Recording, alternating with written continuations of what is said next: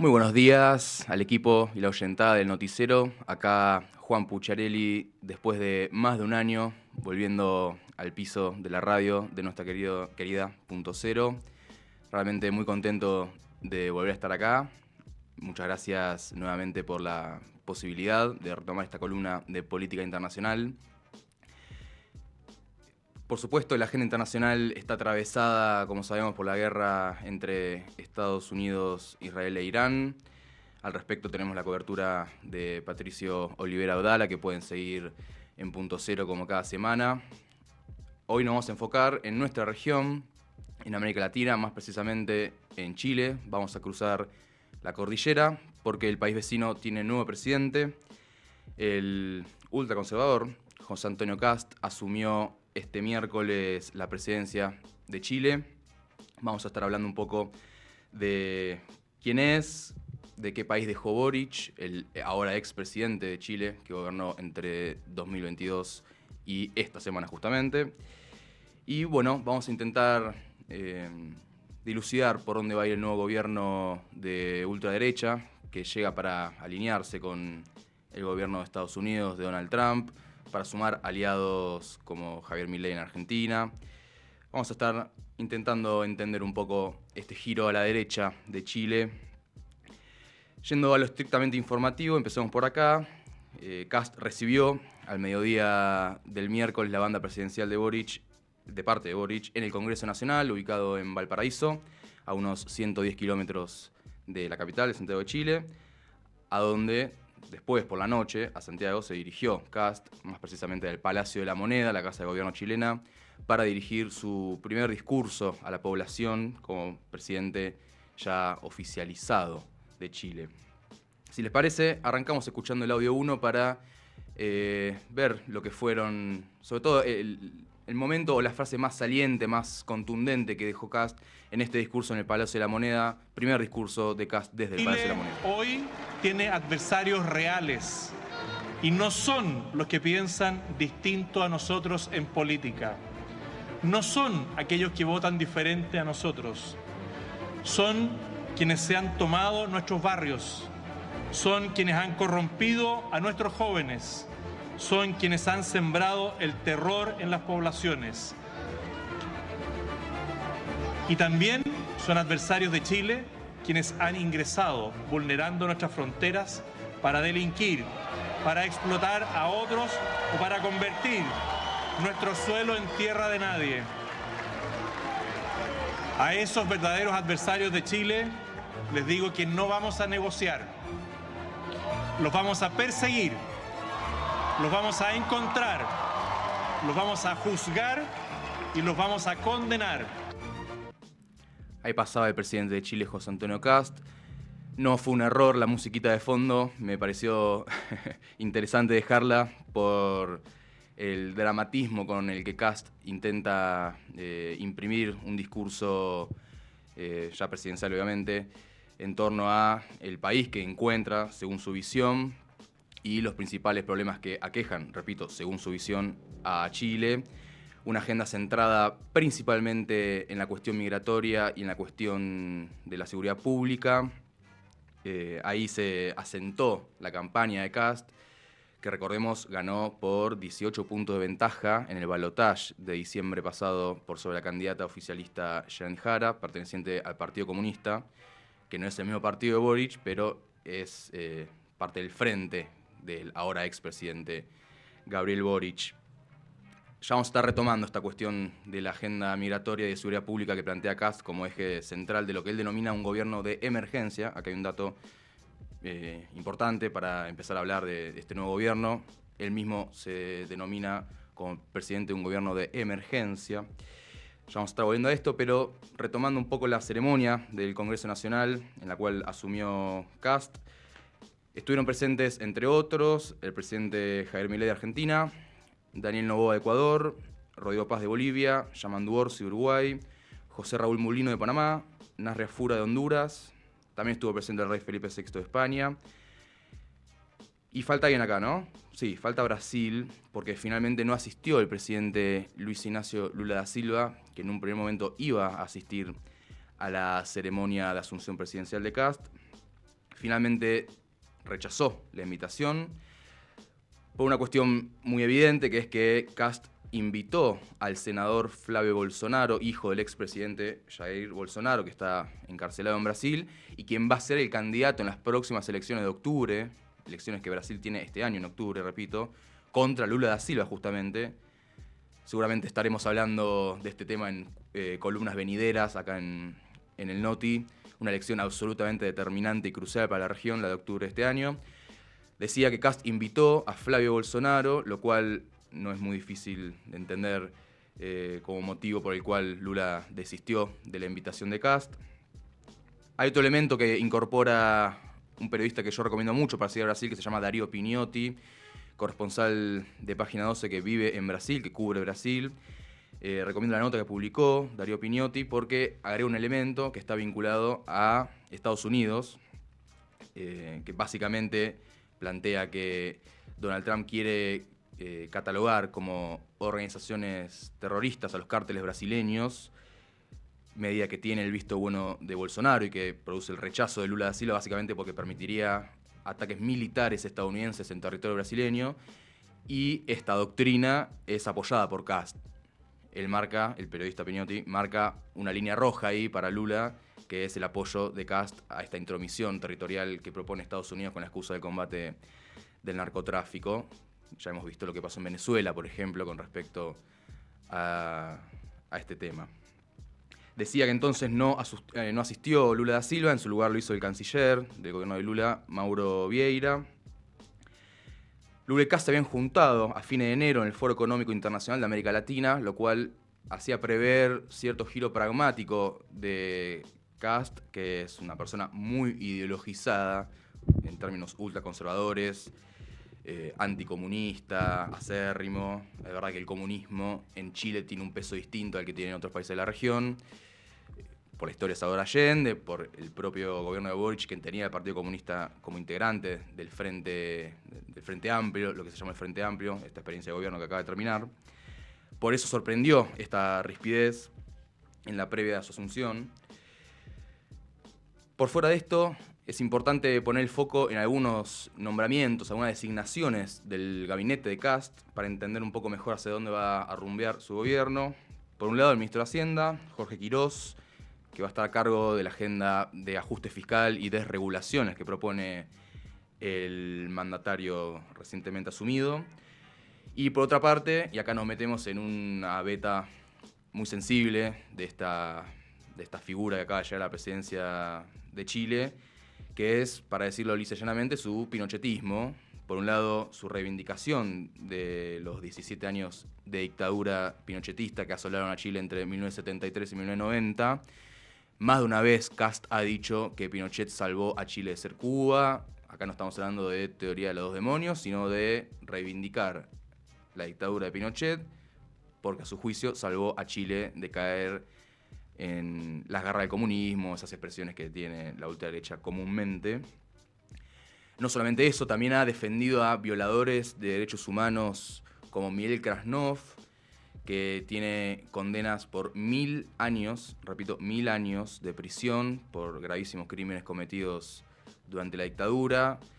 En 2017, cuando fue la primera experiencia como candidato de Kast, en la cual fue marginal, dijo, literalmente, textualmente, lo pueden buscar, es una declaración que es conocida en Chile: si Pinochet viviera, votaría por mí, dijo Kast en 2017. Repito, no llegó a una cifra significativa, ni mucho menos, como sí en 2021. Se acordarán que se metió en la segunda vuelta, cuando perdió justamente con Boric, y ni hablar ahora que ganó.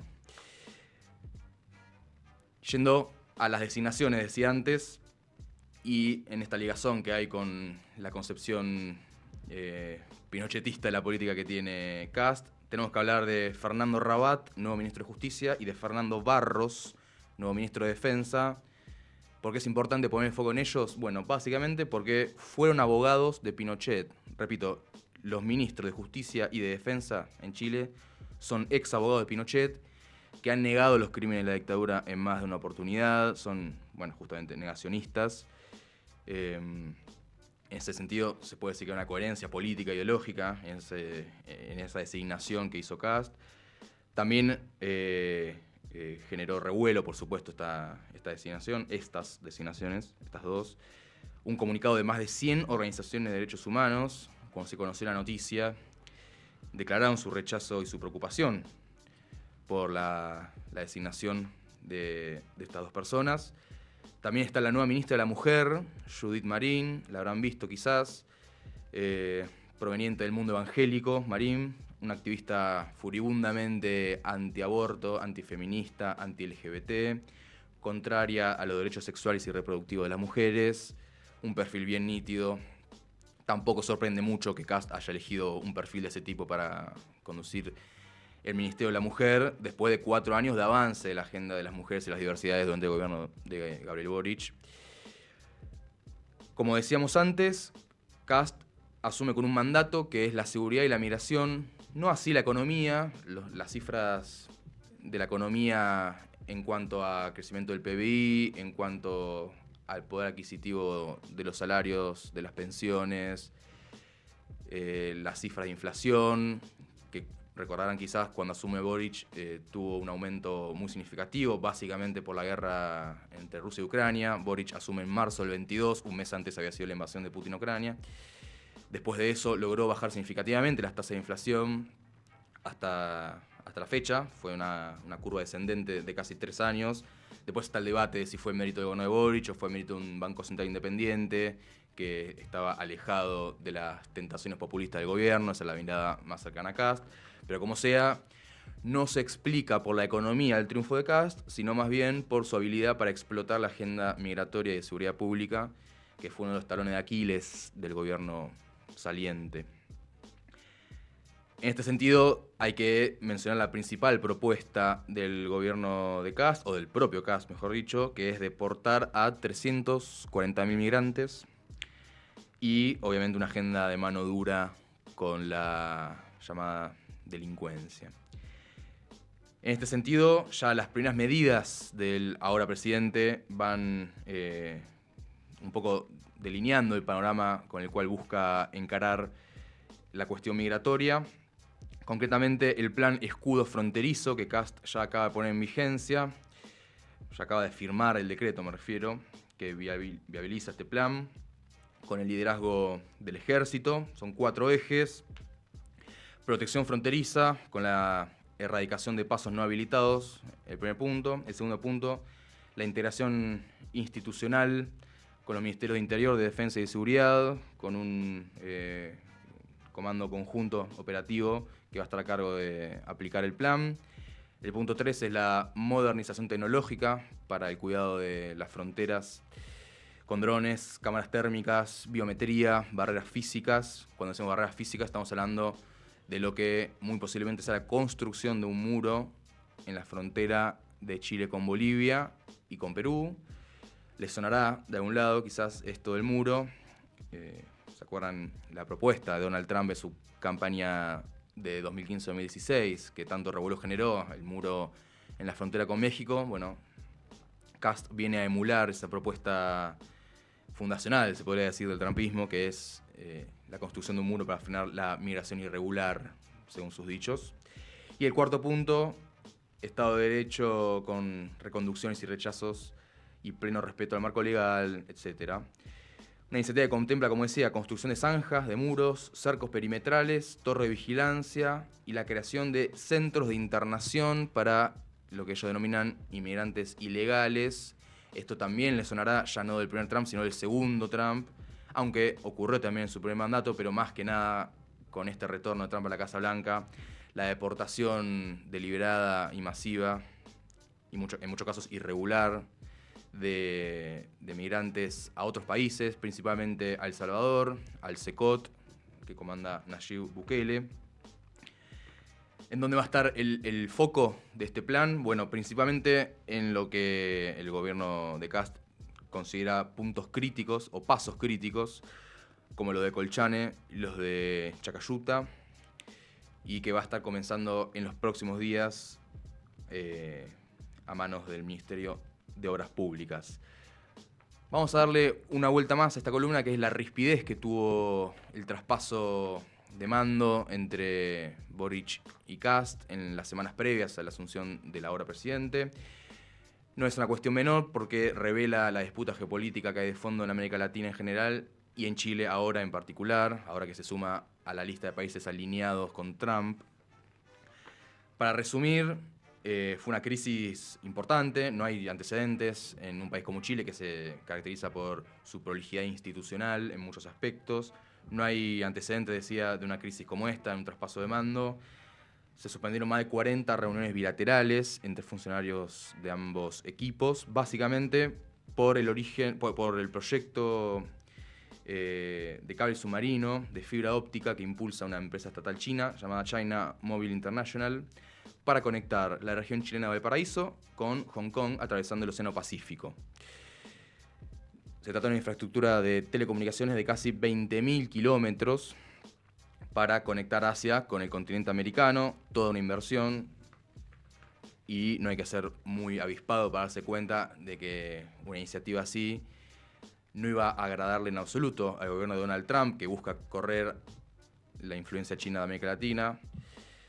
Concretamente, Washington reaccionó el 20 de febrero a través del Departamento de Estado, revocando las visas diplomáticas de funcionarios del gobierno de Boric, más precisamente de la subsecretaría de Telecomunicaciones. Estamos hablando de sanciones a funcionarios de un gobierno de un país soberano. Es verdad que no es la primera vez que ocurre con el gobierno de Trump, pero no es para nada usual y habla a las claras del rol de gendarme que Estados Unidos se autoadjudica en la región en particular y en el mundo en general. Como podrán intuir, Kast no apoyó al gobierno de Boric en el ataque que recibió por parte de Trump, más bien lo contrario, se puso del lado de Trump y aprovechó para criticar la injerencia china en América Latina. Y además dijo que Boric no le había avisado del tema. Boric dijo que sí le había avisado. Una tensión ahí que finalmente en los días previos a la asunción de Kast se terminó por resolver. Terminó concluyendo el traspaso más o menos en términos, digamos, prolijos, aunque prolijidad no es la palabra. En fin, hay elementos suficientes para dilucidar un poco por dónde va a ir el gobierno de Kast, tanto en lo relacionado con la migración y la seguridad, como en la cuestión económica y en el alineamiento geopolítico con el gobierno de Estados Unidos. Para ir cerrando la columna, no quisiera dejar de mencionar algunos de los saldos del gobierno de Boric, que, como se acordarán, llega después del estallido de octubre de 2019, que fue un parteaguas en la historia reciente de Chile. Llega después de la pandemia también. Concretamente gana el balotaje contra Kast en diciembre de 2021, asume en marzo de 2022. Entre los logros se cuentan la reducción de la semana laboral de 45 a 40 horas semanales, la ampliación de la gratuidad de la salud pública y la reducción de los tiempos de espera en la atención, el aumento del poder de compra del salario mínimo, la entrega de 260.000 viviendas en el marco del plan habitacional que impuso el gobierno, la ley llamada Papito Corazón, que rige desde mayo de 2023 en Chile y que establece un sistema para cobrar pensiones alimenticias impagas, que obviamente en el 96% de los casos son varones los deudores de las pensiones alimenticias impagas. Se creó al respecto un registro nacional de deudores para viabilizar medidas como la retención de fondos bancarios, previsionales, la licencia de conducir y el pasaporte. Esto es feminismo traducido en políticas públicas concretas. Esto no es discurso, es una medida concreta que aplicó el gobierno de Gabriel Boric, tomando la agenda del feminismo con la cual llegó a la presidencia de Chile. Otra ley importante del gobierno de Boric fue la ley de royalty minero, que involucra a las grandes mineras. Como saben, el sector minero es uno de los ejes centrales, si no el eje central de la economía chilena. Esta ley de royalty minero que impulsó el gobierno de Boric básicamente permite cobrar regalías en un 50% de la exportación de cobre con una producción mayor a 50.000 toneladas métricas de cobre fino al año, lo cual obviamente agrandó la saca del Estado, que pasó a tener más recursos para destinar a inversión en salud, educación, cultura, vivienda, infraestructura, etc.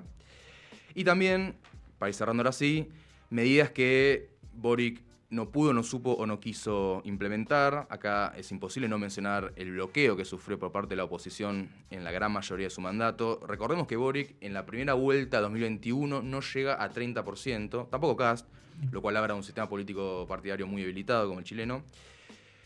Por lo cual, si bien ganó después la segunda vuelta, Boric contra Kast por más de 10 puntos de distancia, su fuerza parlamentaria no fue robusta ni mucho menos, estuvo permanentemente bajo asedio de la derecha, de la centroderecha y de aliados que aprovechaban esta debilidad de nacimiento del gobierno para negociar.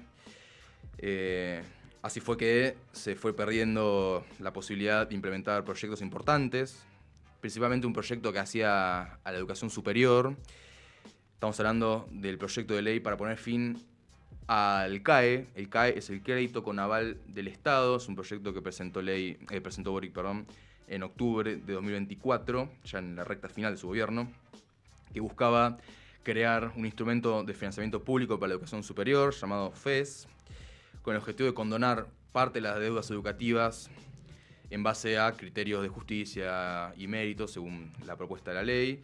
Lo que se buscaba era reorganizar la deuda en términos razonables para quien aún debiese y terminar con este CAE, el crédito con aval del Estado, para reemplazarlo con este instrumento de financiamiento público. Es un proyecto que naufragó justamente por el boicot de la oposición. Así se fue el gobierno de Boric con luces y sombras, con debes y con haberes. Hay quien dice que va a esperar un tiempo y después volver a retomar el liderazgo de la oposición al gobierno de Kast de cara a un posible nuevo mandato. En Chile no existe la reelección inmediata, pero sí la reelección no inmediata. De hecho, lo sabemos por Bachelet, que gobernó entre 2006 y 2010 y entre 2014 y 2018. Así como también Piñera gobernó entre 2014 y 2018 y entre 2018 y 2022 y entre 2014 y 2018, quise decir. Veremos, Boric no se muestra muy decidido a participar en la vida pública por el momento, más bien lo que se espera es una reclusión de su parte. Veremos en qué queda la izquierda chilena, veremos cómo camina el gobierno de Kast en sus primeros pasos, en negociaciones que tampoco van a ser fáciles. No llega con una bancada propia muy numerosa. De hecho, perdió la primera vuelta Kast contra Janne Jara, la candidata del ahora expresidente Boric, que fue derrotada finalmente por 18 puntos de ventaja en el balotaje. Algo en espejo a lo que le pasó a Boric, que ella con una bancada no muy numerosa tendrá que negociar, tendrá que tener cintura. Veremos cómo sigue. Acaba de empezar el gobierno de Kast. Serán 4 años para seguir al detalle este nuevo mandato que la sociedad chilena le ha otorgado. Hasta acá la columna de Política Internacional. Nos reencontramos la próxima en nuestro querido noticiero. Nos pueden seguir escuchando, nos pueden leer en el portal. Eso fue todo hasta acá. Un abrazo muy grande.